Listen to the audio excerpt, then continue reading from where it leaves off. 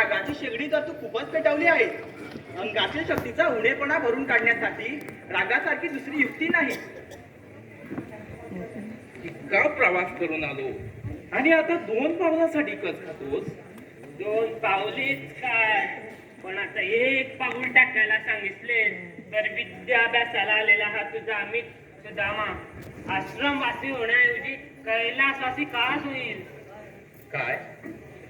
सभोवर पसरलेली हिरवीगार वनशोभा पाहून थकलेल्या मनाला आनंद वाटत नाही.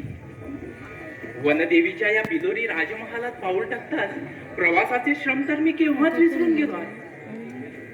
ही फुले तरी पहा, कशी मोकळेपणाने हसून सुगंध अगदी दशा दिशात उधळीत आहेत. रमवी कानाच्या मना